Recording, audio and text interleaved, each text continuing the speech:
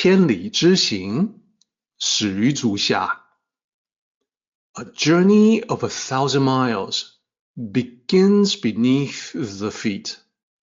We now gather in the Tao to travel the journey together. Welcome to Tao Talks with Derek Lin, where we take a deep dive into the Tao Te Ching by Lao Tzu.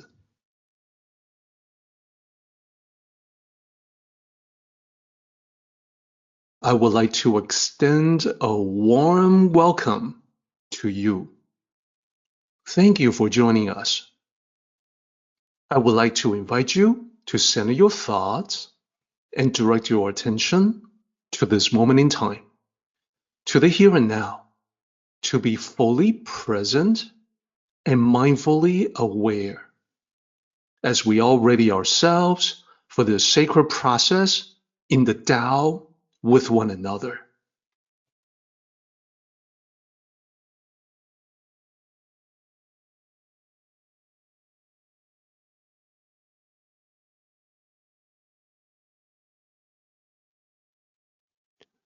So now we can summarize everything that we have talked about in terms of the level of faith or belief in the path. Trust the Tao. Is there trust in the Tao on your part? What if there's no trust? Well, then it is predictable that one will feel lost and disoriented. When we think about that in the context of the woods, the forest that we're traveling through, not trusting the path that you are on when you're in the forest, yeah, you're lost and disoriented for sure. You don't know where you are. You don't know which way you should go. And when I say disoriented, you're not even sure which way is north. You don't know if moving forward will take you closer to or further away from the destination that you want to reach. And if you happen to be traveling with someone who also doesn't know, then literally it is like the blind leading the blind. So there's no belief that the path will take you closer to destination. The confusion for that leads to frustration, and the frustration reinforces the disbelief. Now, away from the forest for just a moment, apply the metaphor to life. For someone to not trust the Tao means being adrift. The life path, by the way, can be spiritual or religious. It is not limited to any particular tradition. It can be any religious path. All of this will still apply. For someone not trusting that path of wisdom or tradition, lacking a sense of direction, a purpose, lacking something to believe in. So just going through the motions day by day, having no confidence in the life choices he is making. Someone like that, we can see, has an inability to let go of attachments, and usually unable also to let go of distracting desires. Someone like that may try different paths out of panic. We'll try for a while, see how it goes. Doesn't seem to be working out. Let me try the next possible path. So all of these attachments, they just obscure the internal spiritual awareness.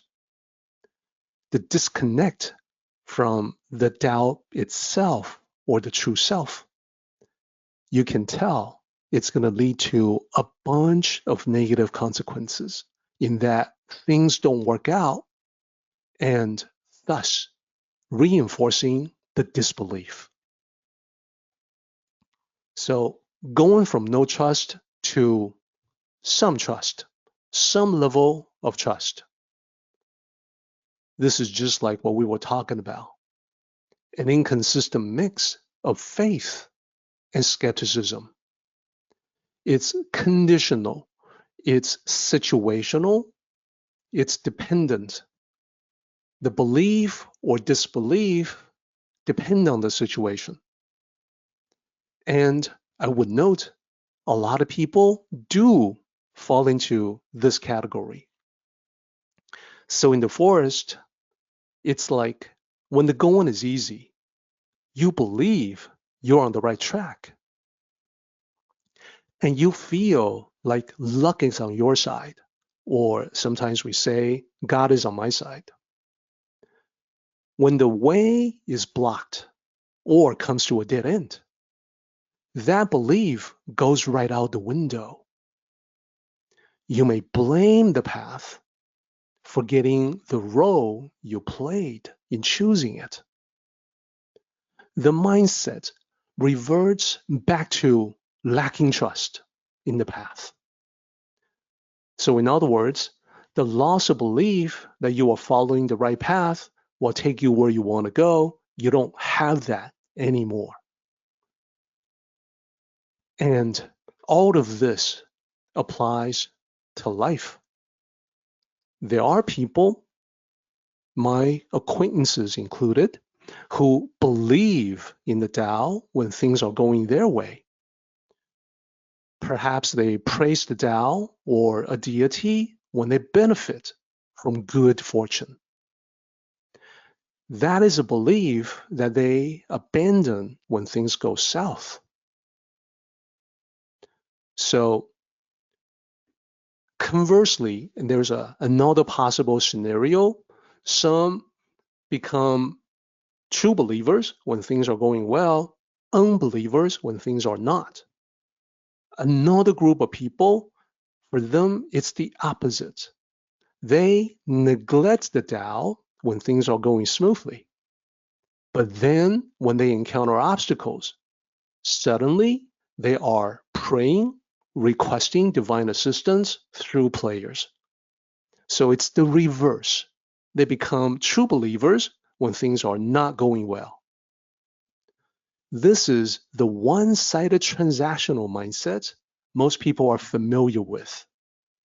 I say that it's transactional because the person who is praying is promising something in the prayer and requesting something. It's not so different from paying money for merchandise in a purchasing transaction. It is also one-sided because the person who is praying is assuming that there is an agreement on the other side of the prayer, the deity. Then in life, once they get past the obstacle that motivated all this, they go right back to being too busy with life to spend any time on Tao cultivation. This is a mindset where one does not realize that setbacks in life are challenges. So the way we handle the challenges is to realize that they reveal the depth of our spiritual strength. Challenges inspire growth, and they also help us understand the suffering of other people, of all sentient beings. Lastly, we should also talk about having total trust in the Tao. Applied to the woods, you know where you are, where you have been, and where you are going. Applied to life, same thing. You know where you are in life, where you've been, and where you are going. Again, in life. It is a realization that many have walked this path before, and they provide experience guidance. In the woods, It's like having a map and you know how to read the signs. Having perhaps an experienced guide, he knows the way. You have done your due diligence. You've prepared for the trip, so it goes smoothly. It feels good to know where you are going. And this is true for Eastern thought or Western. It is equally true for hiking or the life journey. Either way, you can relax and enjoy the scenery. And in the Western culture, we might say, God helps those who help themselves. God believes in those who believe in themselves. In the Tao metaphor, in this chapter, we're saying if you have trust in the path has trust in you. It is truly fortunate that you have developed this trust through cultivation. So your confidence in all of this makes the journey enjoyable.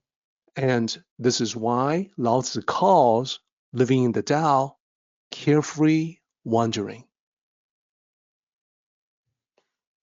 It is also why Lao Tzu says those who do not trust sufficiently, others have no trust in them.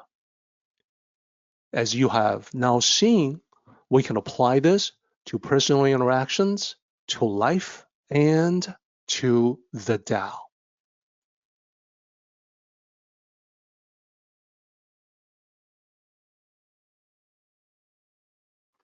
Our meeting has come to an end, but the journey continues on. Until next time, may the Tao fill you with peace and happiness.